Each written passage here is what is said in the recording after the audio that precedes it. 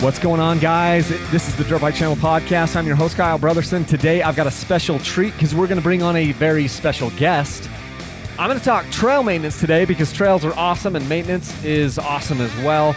I try to do a little bit of trail maintenance every time I'm out, but today I'm going to talk to somebody who does it full time, who has done this for a long, long time. I think 13 summers he has done this full time. I'm going to bring on Justin Blackstead. He's a trail crew supervisor in the Sawtooth National Forest in the Ketchum Ranger District. That's in Idaho.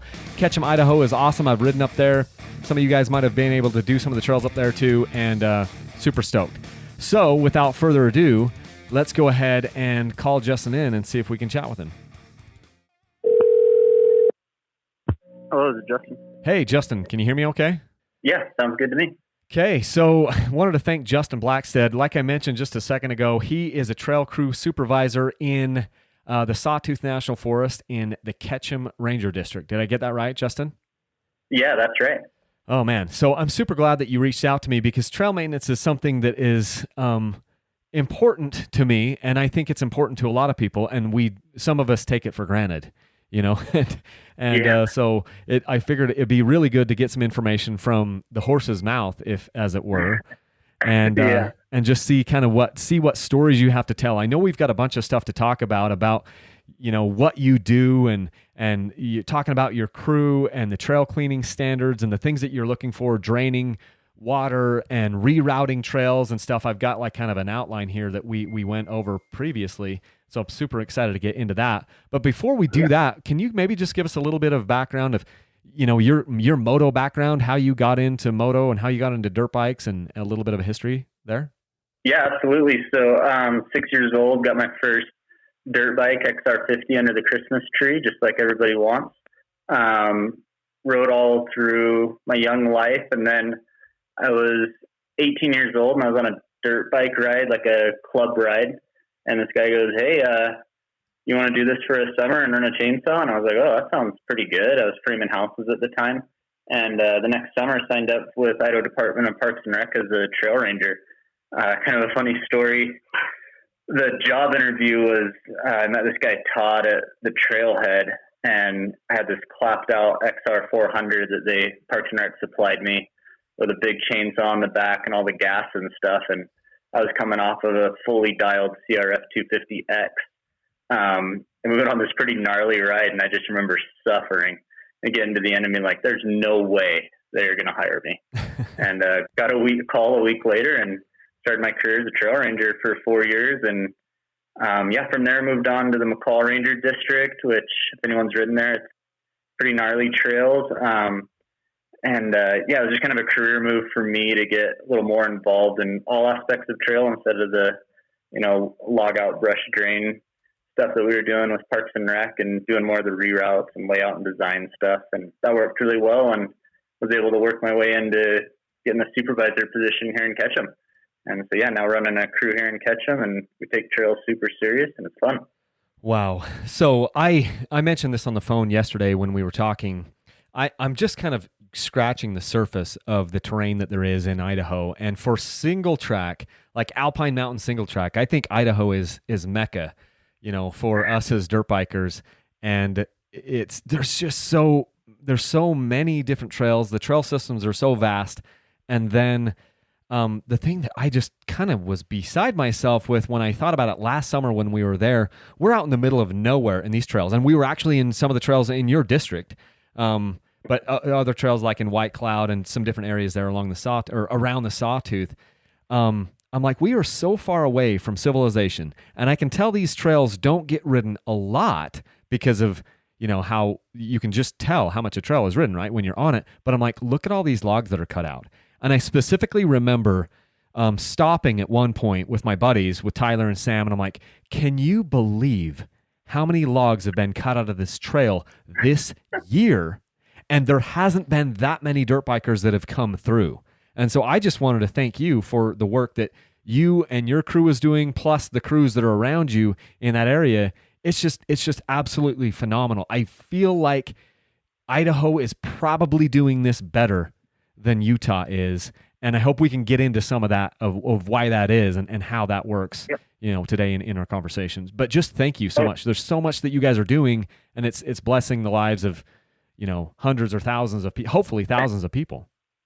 It's something I don't take lightly. Ketchum's a resort community, and our trails being in phenomenal shape just goes directly to our local economy. So I preach that really hard with our crew members as they come in, that the work we're doing is beyond keeping a trail open. It's keeping the moto bike shop in town. It's keeping the mountain bike shop in town open. If there's not good trails, there's no reason for someone to come here in the summer.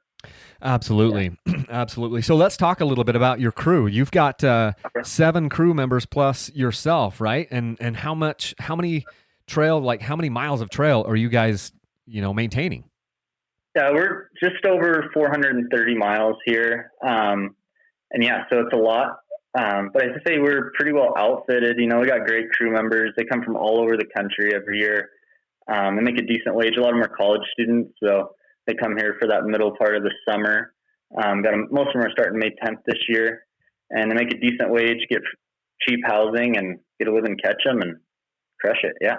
That's cool. And so didn't you say, though, that of those 430 miles of trail, only about half of them are motorized? So the other half are for hikers, mountain bikers, equestrians, horses. What else? Is that pretty much covered? Yeah, so that's exactly right. We are unique here where pretty much all of our trails is open to some sort of wheeled traffic, whether it be a mountain bike or a dirt bike. So kind of our clearing standards and how we do things are always geared towards wheeled traffic here. Oh, love it.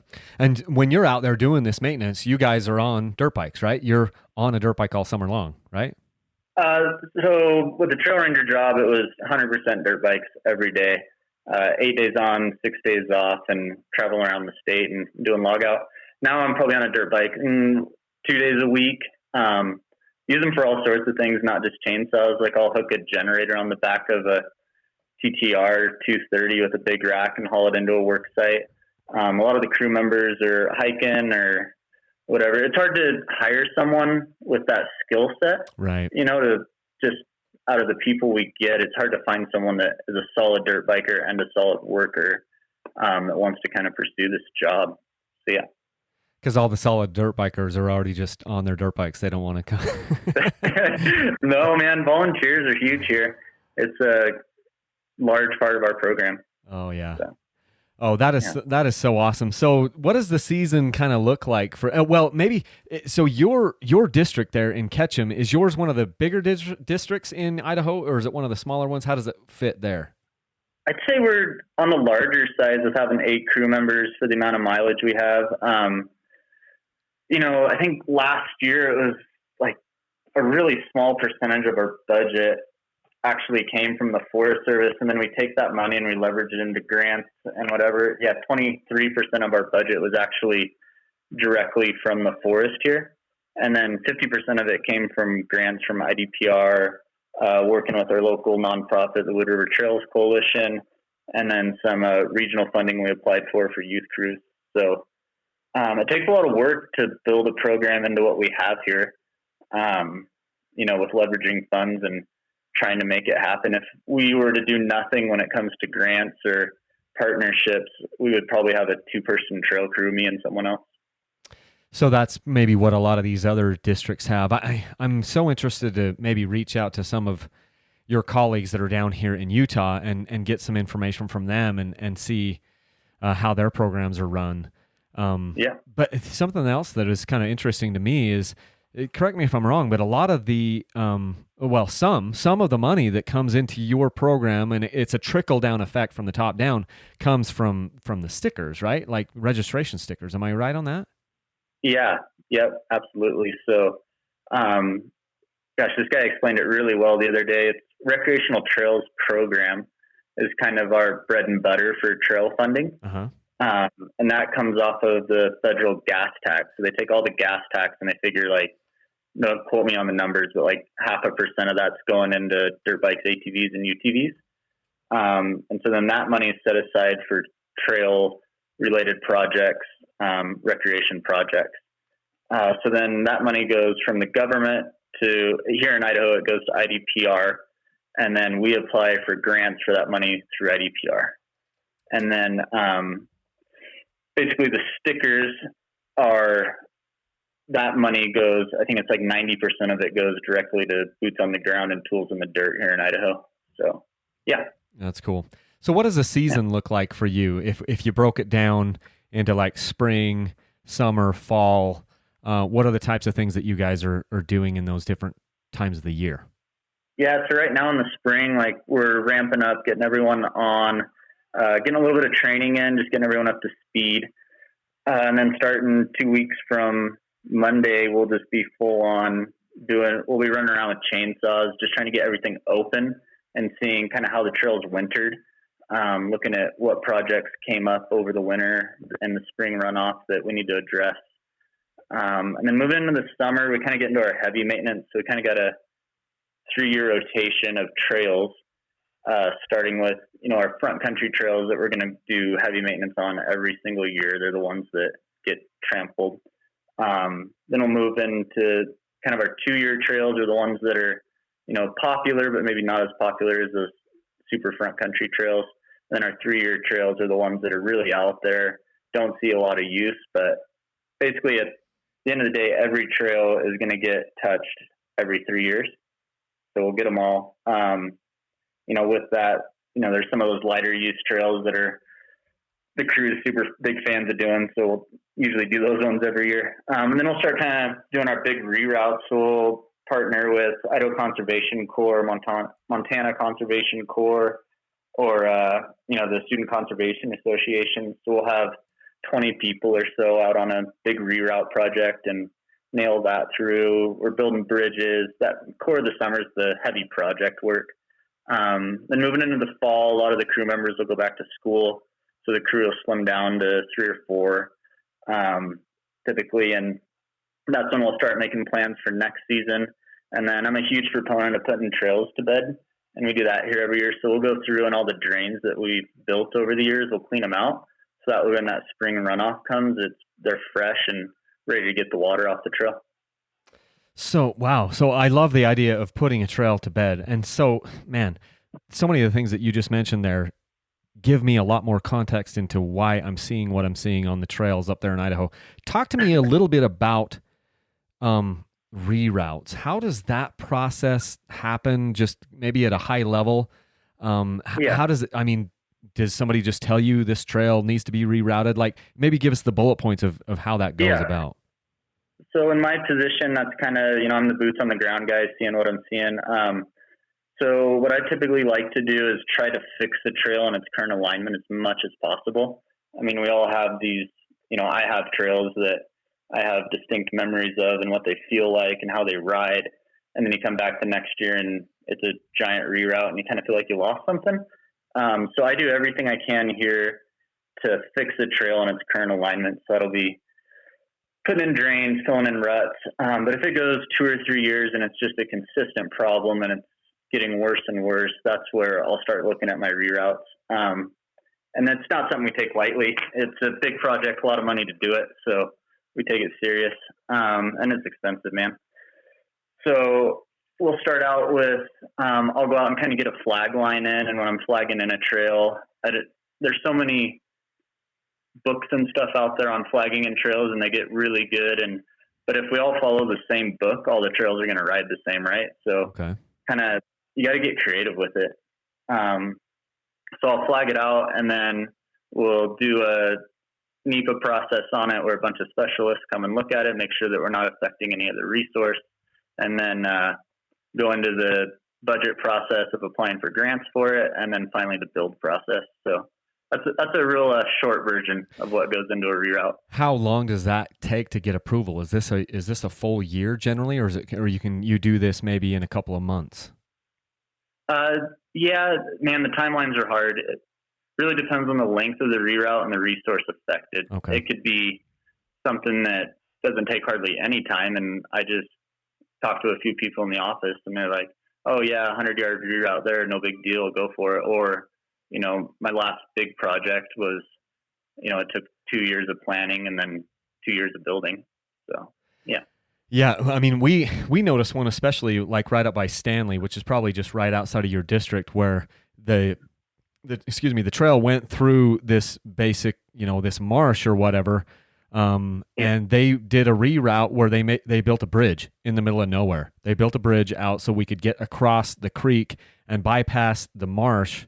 And it made a ton of sense to me because I got my drone out and I just shot a shot from up above, and I saw, okay, so they cut out a little bit of the trail, which took out this one water crossing, but the water crossing was actually pretty dang dangerous because it got so freaking deep in the middle, you could lose your bike, and guys were swamping their bikes there multiple times. I knew of at least one or two bikes that had been swamped there, and then I took the drone up and looked at what had been done, and I went, okay, I get it, and that's actually better.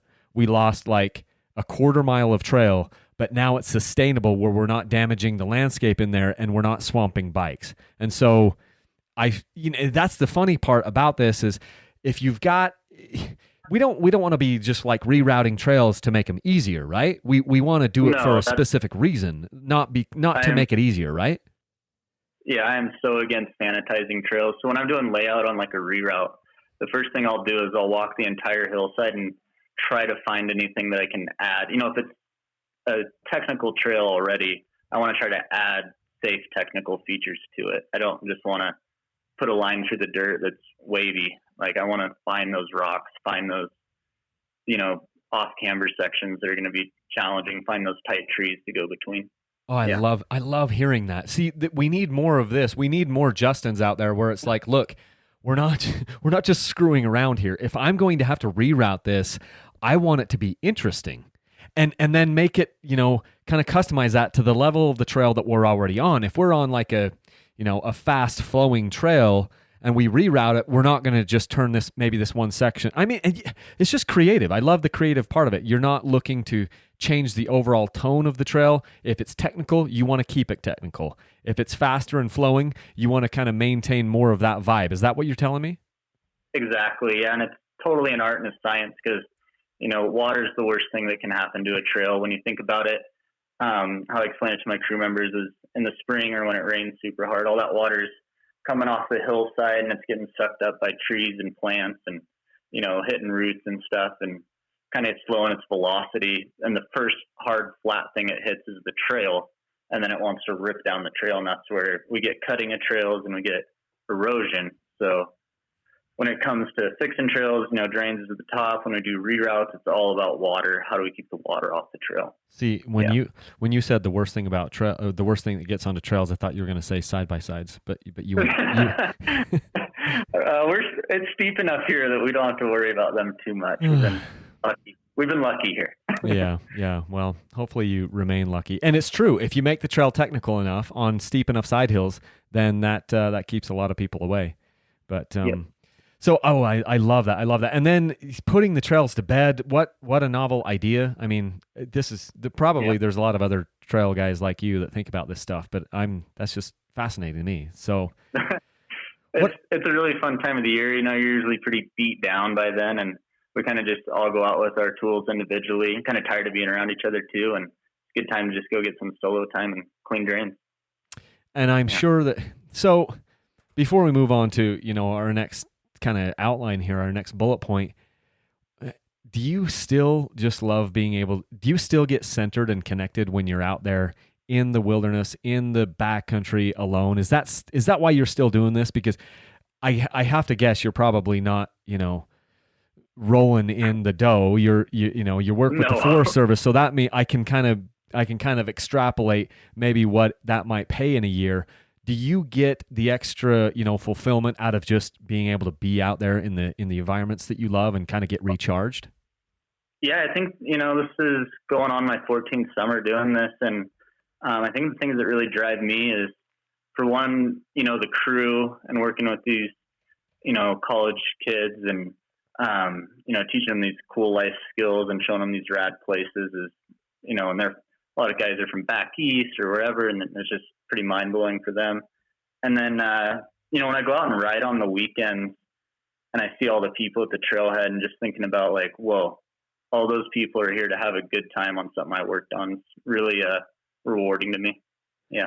You get that fulfillment. It's funny that you say that because I grew up on a farm. I didn't grow up on the farm, but my grandpa had a farm in the family, and I ended up doing a fair amount of farm work, not a crazy amount as I was growing up. And I kind of learned, at the end of the day, you clear off a field or whatever, and you're beat and you hated it in the middle of the day. But at the end of the day, when the sun goes down and everything starts to cool, and the dew starts to maybe fall just a little bit, you get to see that haystack. And there's this sense of accomplishment. When I moved into my, careers that I've had recently, they were like, white collar type stuff. And it's like at the end of the day, I just had like a count of how many emails I sent, how many calls I did, how many products I sold, but there was not that fulfillment, at the end of the day to look back and be like, I did that, and so the money was good, but the actual fulfillment, it was really lacking.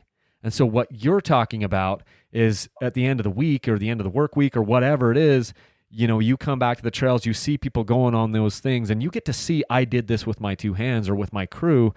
And there's some really awesome, the feelings that you get from that. So I love that. Yeah, no, it's what keeps me going.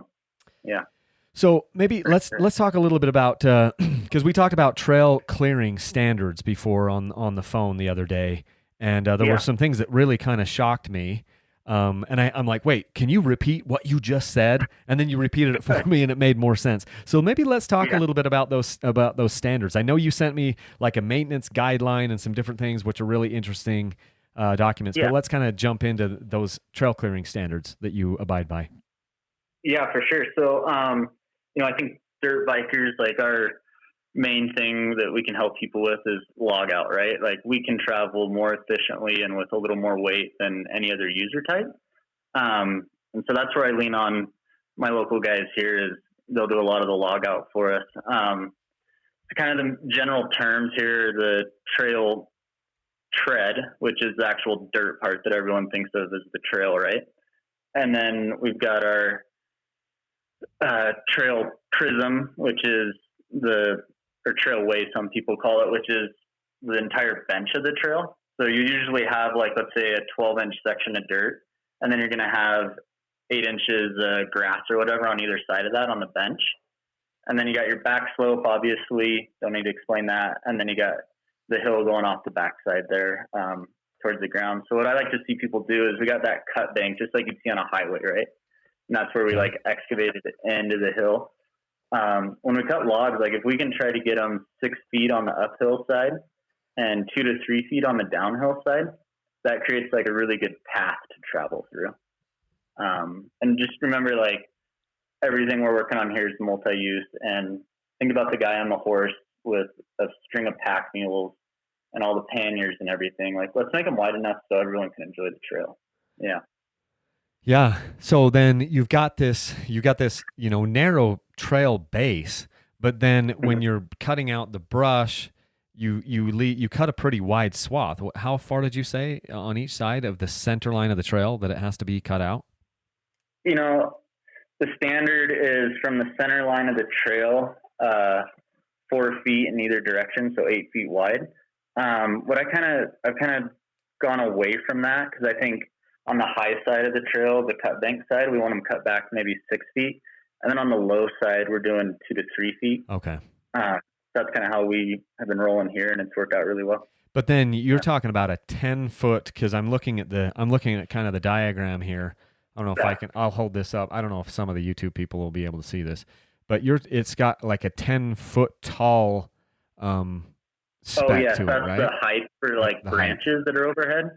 So you got to think of a tall guy on a horse. He's going to be hitting his head. So we can take branches 10 feet tall if it's feasible. Usually you're going to need, that's kind of for my crew more, because we'll take pole saws then and cut stuff. And I don't think a lot of volunteers are going to do that. Yeah. Yeah. So those are the widths and stuff. And what's the most, is it the most work to cut out the logs, or is it the most work to kind of brush cut and, go through and cut out those wide swaths? I'd say the brushing is a lot more work, right? Brushing is, you just got to enjoy it. And it's rough, man. The roughest days I've had is when it's 90 plus degrees out and you're brushing this godforsaken trail in the middle of nowhere. And that's where your mind starts playing tricks. You're like, does anyone even use this trail? Why am I putting all this effort in? They do, but yeah, those are the hard days when you're just brushing all day. I can think of some spots on the Mountain Home District, and those of you listening that have been there, yeah, those are hard days. Yeah. Yeah. No, I can think of a trail down here that we have along the Wasatch Front. It's actually up Provo Canyon, and it's one of the more technical trails that we have in the area. And what it really desperately needs on one of the sections is just people to come through and brush cut. And just because it's grown in, it doesn't get ridden enough, and so there's scrub oak and different brush that are just right on the sides of the trail, and it's tearing your arms off the entire way. And so I need to figure out how we can get some volunteers up there and just knock it out in a couple of days. But yeah, I mean, brushing is heinous sometimes, but I mean, as far as things we can do to a trail to make them more enjoyable, like brushing is way up there. I mean, a well-brushed trail, when you ride it, it's so much fun. And I mean, yeah, good to do. It's the difference in some ways between a trail that's rideable and a trail that's unrideable, you know, especially it depends on, I guess, what the foliage is right in that area. But so what about information? Like, how is there a way that you can kind of get information from riders or local people in the area to figure out, I mean, how do you know if, you know, there's a problem on XYZ trail? How do people get that information to you? What does that look like? So for me, we work through our local nonprofit, the Wood River Trails Coalition, and they're awesome. Actually, the executive director there, Sarah, worked on my crew for 3 years before she took that job. So I'm pretty lucky in that we have a really good relationship outside of work and at work. So a lot of information will get filtered through her. And then I kind of got, you know, being a rider, I know a lot of the riders in the area. So I'll get texts from buddies or people all the time, like, hey, there's a tree down on this trail, or hey, this section's super blown out. Yeah, I would. Do you ever just respond? Do you ever just respond back and be like, I can teach you how to carry a chainsaw on your bike? And then we wouldn't be having this conversation. You would have already cut it out. No, I mean, I would say 90% of the time I'm getting texts from dirt bikers letting me know what they've cleared out. Oh, which good. is awesome. Yeah, because then I can adjust my day, right? And, you know, it might drive my crew members nuts sometimes where we're just brushing in drains and they're getting the glory work clearing the logs, but that's fine. But yeah, you know, I'd suggest people reach out to their local, you know, Trail Machine Association or Trails Club, whatever's in your area. And then, you know, reach out to your land manager as well. And, you know, hey, we're thinking about doing some work or whatever, and kind of work through them and see what we can come up with. It's awesome. Go ahead. I think, you know, for me, being a dirt biker and been doing this for a while, when it comes to that, like, public perception of dirt biking, like, sometimes I'll go ride a trail that I know is cleared, but I'll still strap the saw on because it's at a really popular trailhead. And I think just our perception is so enhanced when people see us with saws on bikes and know that we're out there improving the trails. I just think it's a good thing. Yeah. Yeah. No, I love that. I have never carried a chainsaw. I was under the impression here, and we don't have to get into this. We can get this in another day, but I was under the impression that I needed to be chainsaw certified and I had to have CPR courses and all this stuff and an insurance certificate and all these things in order to carry a chainsaw. And I think I had a little bit of misinformation there, but I love the idea of us as dirt bikers being part of the solution. I carry a saw with me. If I don't have a handsaw, I carry a nice handsaw with me. If I don't have one in my pack, which I generally do, it's in my pack right now. We've got somebody in the group that has a saw, and it only takes just a second. Like if a medium-sized log or whatever branch falls down in the trail, it really only takes a second for you to whip out your handsaw and cut that thing down. I mean, I'm talking like even logs as big as up to 6 inches, you know, in diameter. You can cut that out with a handsaw in under a minute, you know, and just kind of then get that off the side of the trail, and it's safer for people and it's more enjoyable. And then we're not cutting around the trail all too often. And I'm sure you've seen this 1,000 times where it's like a 4-inch log fell into the trail and it's kind of on an angle. And then all of a sudden people are going around it, cutting in around the trail. They won't take 6 seconds to drag it off the trail. And I think we as dirt bikers, we need to be better at that. We need to be part of the solution and take those few minutes and get that thing cut out and cleared out. Just take responsibility, right? Yeah. I mean, you see people all the time buying, pointless billet parts for their bike, and then they don't have a saw. And for me, a Silky Big Boy is an awesome option. I'm showing a Silky Big Boy. I'm showing a Silky Big Boy right now for the YouTube people. So this one is super massive. And then what else do you like? The Big Boy is what a lot of us carry around here. The Katana Boy is even bigger than that. Kind of on our further out backcountry hitches, like we've cut 18-inch logs, no problem with that one. Those are the two that I have the most experience with. Yeah. Sorry, I slipped over to grab I've got the Silky Gom Boy, which for me, this is awesome. It's a 240 millimeter blade. Obviously, it's a curved blade folding saw. And I did a little kind of impromptu review on this thing. For me, this is like perfect because it fits in my pack, and I've got that Silky Big Boy, which is even a little bigger.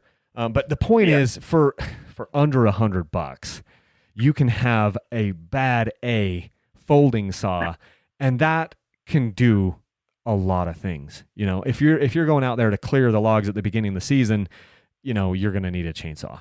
And if we can get more guys out there with chainsaws, that's great. But this saw that I'm holding up right here weighs nearly nothing and is extremely capable to just, help be part of the solution. So I love that. So yeah, absolutely. So as far as like in Ketchum and the area, it sounds like you've got quite a few volunteers and people that are out there just doing the work. Are you able to kind of leverage some of the work that they're doing to, get more grants or things like that? How does that work? Yeah. So, with the Idaho Parks and Rec, when we put in for these grants, they usually want a non-federal match. So not federal money that we can match the grant with. So we'll use volunteer time through the Wood River Trail Coalition for that. It's at $7.25 an hour, and they put on a bunch of volunteer events. And we'll track hours from those events and use it to leverage our funds for sure. That's cool. So kind of getting back to drains, what does that look like? So you said that the water, especially in the runoff, this is kind of the big killer for the trails. So do you have to go to school to figure this out? Do you have to have an engineer on your group, or are you that guy that figures out how we get the water where we need to? I think, it comes with trial and error. I mean, some of the things I did when I was 18, I look back at and I'm like, oh no. I think one trail that me and Mikey worked on, I think, we did so many drains in a short section. It was not good. It just ruined the riding experience of that trail. But we were 18 years old. We didn't know any better. We were told to build drains. But then, like, as you get better and you get good mentors, like Todd was a great mentor for me, you get out there and figure it out. And the key when we're getting water off the trail is, just because you're going up the trail and all of a sudden there's water, you don't dig a drain right there. Go find out where the water's coming from. Walk the whole section of trail a couple times and think, where can I put a drain that's going to be the most effective? And then for us, there's, even in my career, there's been like these, like we went from, they were taking like old conveyor belts and sandwiching them between a two by 12s and putting those in the trail at an angle. So that way, and, it just comes back to me to rolling grade dips, just long drawn out drains that roll well on wheeled traffic. I'm not a big fan of the log water bars because they're so slippery when you hit your wheel on them. It doesn't make any sense to me. And, it depends a lot on soil type. The things we're doing here in Ketchum may not work somewhere else, but, over the last 4 seasons here, 5 seasons, I've got it pretty dialed in on what works in this soil type. Yeah. So you're not just putting in the automatic, jumps. What I see sometimes is that it's like, hey, we're going to put in a drain here. And really what they did is just create these jumps in the trail. And then I'm like, I wonder if we just made this trail more dangerous, because now we've got like 9 jumps in a row in a space of a quarter mile. And everyone now is just ripping up and down the trails because they're like, I'm going to catch air on these things. So is that something that you try to avoid, or it just depends on the system or the environment? I would say with, the rolling grade dips we're building do tend to lead towards airtime. But it's either that or something that's so abrupt you're going to be pinching tires. If I build a rock water bar, that also could lead to a different experience that we may not want. So maybe you just create these like 3-foot rock ledges and that could be a feature. We could do something like that. Yeah, we could try them. Yeah. When it comes down to, drains work, and they've been working, and the ones we have here, are 6-7 years old. We clean them every fall, and, we've saved a lot of miles of trail with them that we didn't have to reroute, and that's important. Yeah. Yeah. And I think, that leads into our next topic, is just reroute. So what you're telling me is if the trail is properly maintained and it gets the love that it needs, then maybe the likelihood of needing to do a reroute is diminished a little bit. Is that an accurate statement? Yeah. So like when I'm building drains, we'll take and figure out where we want it. And then it's usually in a place that has a rut, right? And that's why we'd build a drain there, because it's starting to rut. So as we're digging the drain out from the low side, we'll pull all that dirt actually back uphill, fill in the rut, tamp it down. When we're building trails and maintaining trails, we want a little bit of outslope to them. So that way, when that water's coming down, it can sheet across the trail and off the trail instead of run down the trail. So we'll do a lot of berm removal on the outside and, get that outslope back to where we want it. And yeah, we can usually save a trail, but the hardest thing on a trail is a fire, right? Because then all of a sudden we don't have any trees soaking up the water. We don't have any grasses flowing it down. So if we have, on Ketchum, we had a big fire a few years ago, and then we had a massive rain event, and we just got destroyed, and it was a hectic couple years to rebuild everything. But yeah. Because the water doesn't slow down. It doesn't get absorbed as quickly because it's just, freewheeling down the side of these mountain faces. And so it just creates a lot more, a lot bigger problem as far as the soil erosion when it hits the trails. That's what's happening. Yeah, exactly. Yeah. There's nothing to slow it down. So let's talk about like if a reroute has been determined, and we have to do that. We briefly talked about it a little bit. But let's kind of walk through that maybe a little bit more in depth. Just before we talk about that, I'll just share one of my experiences that I had. I shared it with you the other day on the phone. There's this one, section of trail that's up here in American Fork Canyon, up down kind of where I live in Utah along the Wasatch Front. And there was this one section of trail that just kind of went up the ridge, and it was harder for some people because it was steep and it was rocky, and it kind of got blown out a lot. And then there was a reroute that happened, and they brought in a trail cat, and they basically added on, I'm not sure, a couple miles of trail. And when I first rode that section, I was like, oh man, this is cut in too wide, because they went through with the trail cat, which is 4 feet wide, and then look at how wide the brush is, and I wasn't entirely sure. I gave that 1 year, and then suddenly my whole tune changed, because then I was like, wait a second, this is beautiful. The foliage has grown back in, and we got another mile or two, I'm not exactly sure, of beautiful epic trail along this already good trail. And I just felt like, you know what? That was a better thing than just going straight up, the spine of that deal. So, trail rerouting, I guess if it's done right, can be pretty awesome. So let's talk a little bit more about how that process happens, the costs that are involved, the time that's involved, and some of your, objectives when doing this.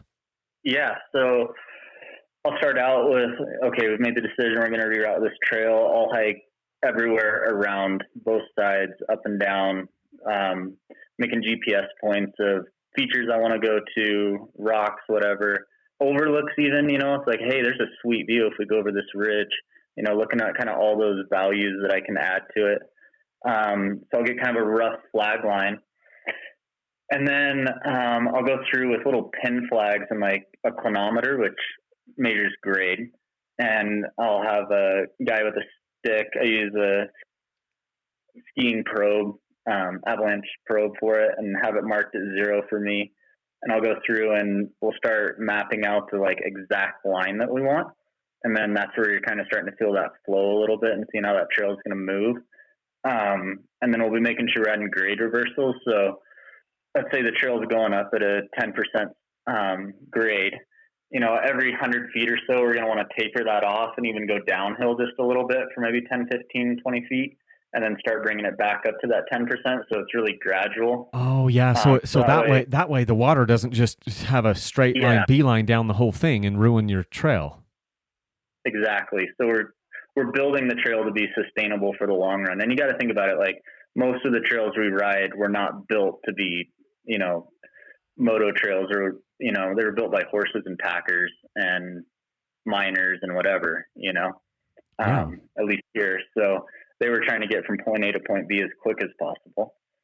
And so, you're deciding we want to take the scenic route and the more inventive route, imaginative route. I want to get over by this rock. I want to get over by this vista. So there's a different goal in mind than just point A to point B now. Yeah, exactly. But at the same time, like, if it's a trail that's a connector trail that people use to get to other places, like I don't want to take a 1 mile trail and make it 4 miles long. Do you see what I mean? Like, yeah, we still want to get there.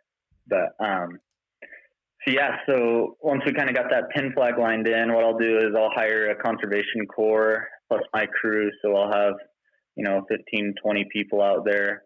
We do a lot of hand-built trail here. I like how that process goes for us. So we'll dig the trail out, and we're digging into the mountain. So we're not we're doing full bench. So we're not trying to like stack dirt or rocks on the outside edge. We're trying to dig into the mountain. 36 inches for us is kind of the number I like. Mostly because the Pulaski's 36 inches long, so I can lay it on the ground and know that we're wide enough. And then once we get that built in, we'll go through with rakes and kind of rake everything out. I prefer, if we can, build a trail in the fall. It's kind of what I like to do, midsummer, fall, and then try to keep that closed for the winter. That way the snow has a time to get in there and pack it down really good, so we're not just tearing it up with moon dust when it's freshly built. And then, open it up the next spring. Wow. And so as far as like costs and things, I mean, obviously it's going to, and maybe we can't get into the specifics of that, but this sounds like it's fairly expensive because it's pretty labor intensive. And then maybe there's a lot of different, like maybe if, the different equipment that you use, I mean, what does that look like? Like, what are the general costs to make a trail? Gosh, they're so variable, but I would say for contracting, it's around $6 a foot if we contract it out to someone. And then for our crew, and we're probably down to like $3 or $4 a foot with a ICC SCA crew. I'd have to look at the numbers, but I figure it's somewhere around there. Yeah, we did a mountain bike trail that turned out being super awesome with Titus Trails out of Haley here. And so he built it with 2 mini excavators, and then we followed it up with an ICC crew for finish work. And then my crew did all the layout and log out. I think we were at $100,000 for 5 miles of new trail. Wow. So I just did the math on that while you were talking here. I just take $6 a foot and I times it by 1 mile, which is 5,281 feet. And I come up with just shy of $32,000 to make 1 mile of trail. Yeah. And that's for contractor prices. If you had private land and that they're doing all the layout and design, they're doing all the log out, they're doing the build and the finish. So they're pretty steep, we can kind of work with that and get that price down quite a bit when we're doing it with our crew. If it's just my 8-person crew putting in, a half a mile of trail, we can do that in 3 or 4 weeks. And, it's not that's cheap then. Yeah. We're just paying our cost. So I think that's why it's important to keep trail crews around too, is, if we were to contract all this out, it'd be terribly expensive.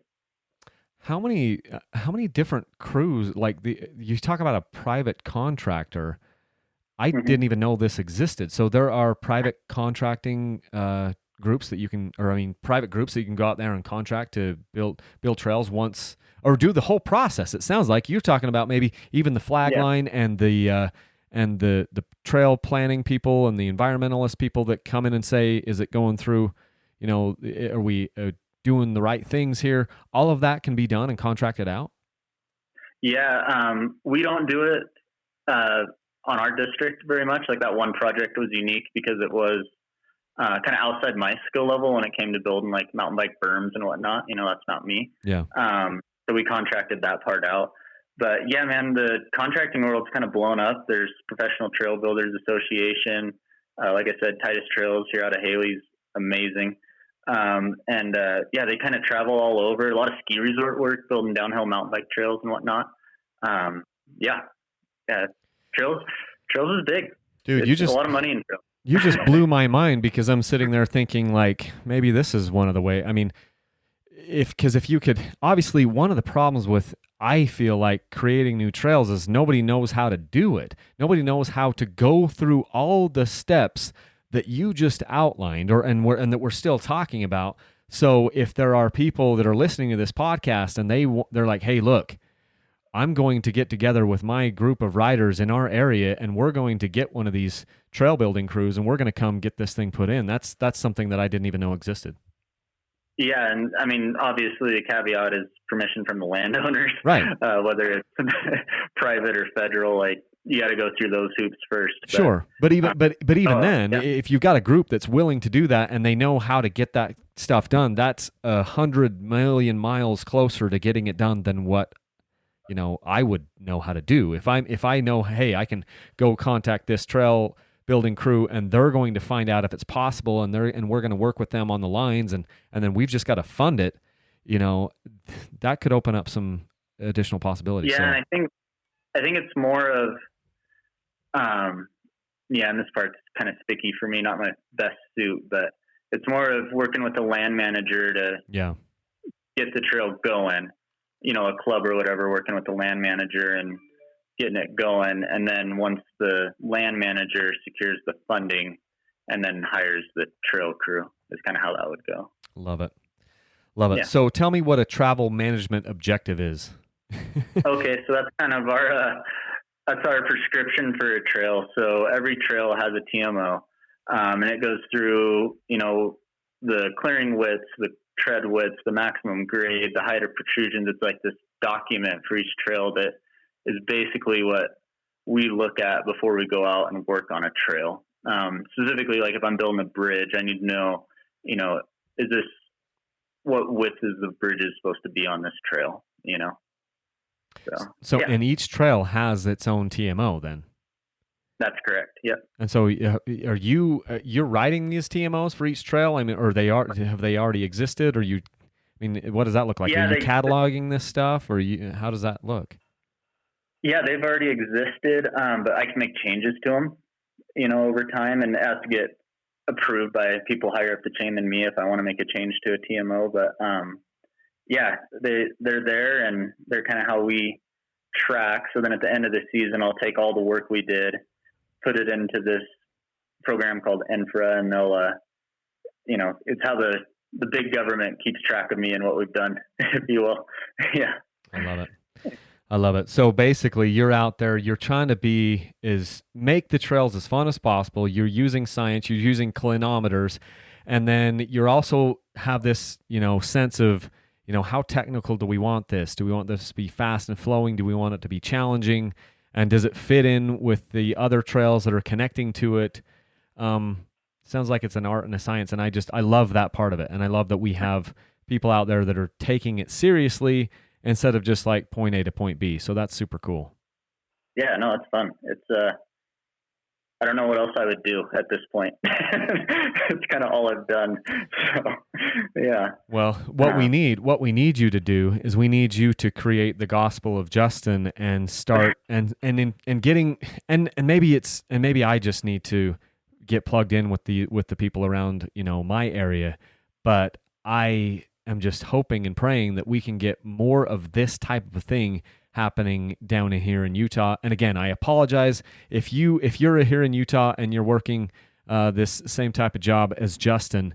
here's my email. It's Kyle at Dirt Bike Channel. I want to hear from you and I want to become friends with you because we want to do this. So let's talk about getting involved, Justin. So, there's people all over the country. So we're, in fact, all over the world as we're talking here. You are in this, really subset of the world here. It's this awesome place up there in Ketchum and surrounding areas. But how do people get more involved? Like, what do you suggest people do? And how can we as dirt bikers get more involved and be part of the solution from your standpoint? Like, what are some of the things you think about? I think the clubs are awesome. And, as you get involved with clubs, make it what you want it, get in there and, what am I trying to say? Get in and take care of it and be involved with it. But I would look at getting involved at kind of like a local, state, and national level. If you can, like locally, get involved with your club. Statewide, we have the Idaho Trail Machine Association here. And then nationally, if it's sharetrails.org, Blue Ribbon Coalition, that type of thing. You can kind of get like a good input on kind of all the levels if you're engaged in them. Yeah. Yeah. Here's a concept that maybe we can riff on for just a little bit. It was kind of in the outline that we wrote down here. One of the things, or you mostly wrote down here, one of the things you said is no one rides for free. So obviously these are public lands, and here in the Western United States, we have a lot of public land. And, some people think, well, it's free. I don't have to pay here. They're like, some guys might be like, hey, I'm going to go to the moto track. And of course I'm going to pay my entry fee for that night and it's all good. Yeah.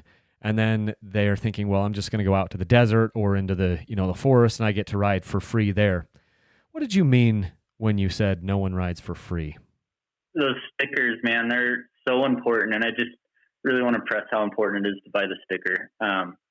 The registration sticker for Idaho, right? The registration sticker is, that is what makes my crew happen every year. Without those stickers and those funds, we're not going to have a trails program. Like I said, I'd be down to 2 people if grants weren't available through IDPR. Buy the sticker. No one rides for free. And, it's such a cheap, I think in Idaho, it started at like $10 for the sticker in the 70s, and it's like $12 now. And it's so cheap, and just to have that vote almost when you buy that sticker is important. Is there, and this maybe isn't an approved topic, but is there a way that people could donate directly to their, either your ranger district to go directly into that trail fund, or is there a way for people to get, just like private money infusion into your program or other programs around there? Are you aware of a thing like that? Because obviously we want people to get the stickers, but let's say some guy is listening to this and he's like, I freaking love Justin. I love what they're doing in his area. I want to send $50 to help fund his program this year. Is that a possibility?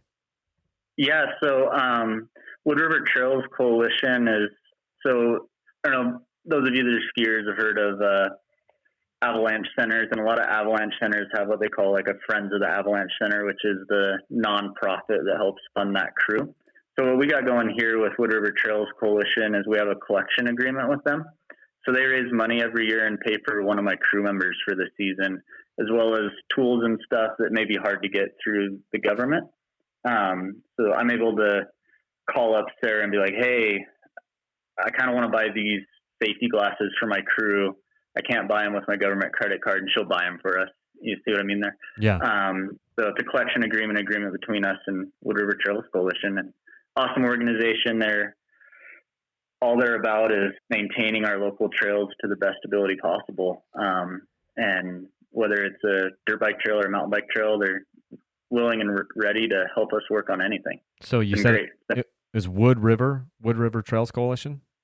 Yep. Okay. And so that's who they would want to contact and be like, hey, how can I help with the donation? Yeah. Okay. Man, yeah. I love this. And what I want, again, if you are in Utah and if you're a trail crew supervisor like Justin here in Utah, I want to hear from you. email me, Kyle@dirtbikechannel.com, because I want to be talking to more Justins out there and figure out, how people do it in different areas and how we can be part of the solution. I feel really strongly that we need more trails, not less. And we need to put them in the right places so that we're not getting booted off of them. Because the way that I feel, and this is just Kyle talking here, I talked to riders that built a lot of these trails along the Wasatch Front in the 60s, 70s, and 80s. I've talked to them. They've come to me. They've reached out to me, and they've said, yeah, I helped build those trails in the 60s, 70s, and 80s, and now I can't ride any of them any longer because we've been kicked off all of those. I'm not even saying that we have to get back onto those trails. What I'm saying is I would love to be able to figure out how we can build more of these trails legally in places where we're not going to get kicked off immediately, and then go through, the sustainable, the planning process that Justin has outlined right here so that they can be sustainable, for generations to come. I have been riding dirt bikes for 10 years, and I want to ride until I no longer can, and I want my sons to be able to come with me, and I want more adventures, not less. And I believe that if we work together with the right land managers and with the Forest Service, we're not damaging the mountain. We need more access into these places, and we need to do it responsibly. And I think that there's a way to get that done. So I want to talk to more people like Justin. Justin, did we miss anything? I mean, are there ways people need to get in touch with you, or how can we help? Is there any closing thoughts that you have? I just say that this career has been amazing for me, and if any of you have any young men or women that are interested in doing trail work, and they like riding dirt bikes, apply for jobs. There's youth conservation corps for kind of those high school age kids. It's an awesome end to get a taste of it. They're usually 5-week programs where you're in the backcountry for 5 weeks. We'll pack you in, dig your face off, earn some grit. And then, just, we need more people, young people that want to make a career out of it and keep it going. It's awesome. Well, and, I think one of the things that we're missing, it feels like we're missing, is just the fact that manual labor in our culture and in our society, manual labor is sort of almost looked down upon. And I'm like, it shouldn't be that. It shouldn't be that. There should be, it's a prestigious thing to be able to go out there and give this type of service, and you get a lot of fulfillment out of it. Okay, so you're not going to become a millionaire over the summer or over 2 or 3 summers, but you get some other advantages that come from that maybe won't fill your pocketbook, but it'll fill your bucket, right? Your emotional bucket, your self-worth bucket. And I don't think that should be overlooked. Yeah, for sure. Yeah. Good stuff. Okay. Well, I'm super appreciative. Thank you so much. Hopefully I get a chance to meet you. With all the COVID stuff, I'm planning on coming to Idaho a few times this year, and hopefully we'll be able to hook up with you up there as we go through Ketchum. And we usually try to spend, a few days in the Stanley area and do some of the trails surrounding. If you're listening to this podcast and you want to know how to get to some of these places, some of these rides, one of the resources that I have used is Bill Dart. He has some trail maps that are really awesome. I know Justin and I talked about them. If you go to Bill Dart, if you Google Bill Dart maps, you can get some really cool maps that you can download. What are the other places that people should be going to get the special use maps or the land maps in order for, if they're going to plan a trip in your area? Is there a website they can go to get the right maps and get the right, restrictions and times things are open and times things are closed? Yeah. So kind of our letter of the law on that is the motor vehicle use maps. Every ranger district should have them. They're free. They're paper maps. I know they're not the best maps. I definitely know that. But if you can use that map and cross-reference it with a topo, it'll just make sure that you're in a legal place, and paying attention to seasonal closures is important. So, What's the best GPS app that you know of as a dirt biker to navigate some of these trails? There's a bunch of them. I like Avenza because I can have my MVUM and a topo map and a relief shading map all downloaded for the area I'm going to, and then I can cross-reference those really easily. Okay. So that's kind of what I use the most is a Venza. Okay. But I'm curious to see how the new Onyx off-road comes along. It'd be cool if they could cross-reference that with and it may have it already, I just haven't used it enough. If that had the MBUM restrictions for each trail when you clicked on it, that could be a game changer. Yeah, I've downloaded the Onyx app, but I haven't really found any apps that are just blowing my mind. I use Apple, and some guys are on Android and they have some different things, but I'm hoping that the Onyx works a little better. Most of the time I'm familiar enough with the trails, I don't even pull out my phone. But when we go to places, out of, you're a 6-hour drive, or at least 5-hour drive from where I'm at. And so we don't get up there a lot. And so when I go to places in your area, that's when I need the additional support of, the map features. Here in Utah, it's like, okay, we kind of know where we are. We know where we're going. Yeah. Yeah. So, but, okay. Well, thank you so much, Justin. I will let you get back to it, and, you have a great week, and let's not let this be the last time we talk, okay? All right. Sounds good. All right. Thanks, Kyle. Thanks, Justin. Bye. Bye. Okay, so that was Justin Blackstead with the Sawtooth National Forest in the Ketchum Ranger District. He is the Trail Crew Supervisor for that district. Super awesome guy. Obviously, you can hear it in his voice. He's passionate about this stuff. He likes it. He gets it. And the thing that I like probably more than anything is just he's on our side, And we've got to partner with more people that are on our side and get it and want to make trails for us, with us, and do it the right way. And we don't want to just, cut through a section and take out the challenging parts. We want to actually keep some of that in there and keep them inventive and keep them creative and go with the flow of the trail. Did I just say go with the flow? I think I did. But what I'm talking about is, not changing the flow of this trail. If it's technical, we want to keep it technical. If it's fast and flowing, we want to keep it fast and flowing, and that will go with the flow on this. So big thanks to Justin for doing that with us today. Hook me up with an email if you're doing this same type of work down here in Utah.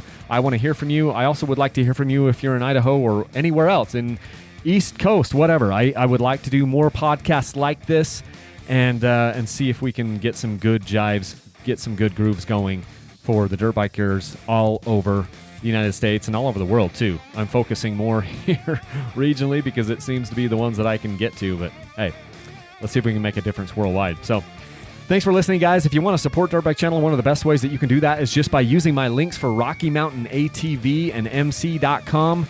I have the links generally in the show notes, or you can find them on all of my YouTube videos, or you can just go to my website, dirtbikechannel.com. I have the links section up there in the upper right-hand corner. I've got like top picks and different things that I use all the time. You can bookmark any of those links with Rocky Mountain ATV into your browser, so it's super easy. You just go to the browser, click on the bookmark that is, my link, and then any parts that you purchase there help to support me, and that would be awesome. So I think that's all I've got for you guys. It is, what is it? It's 5:05 p.m. on April the 30th. I'm going to try to get this thing out into podcast land soon, and then I don't know when it'll go up to YouTube, but it'll be sometime shortly after because I think this is valuable information for everyone to know. So share this podcast, rate us, and review us, and as always, leave a single track. Thanks.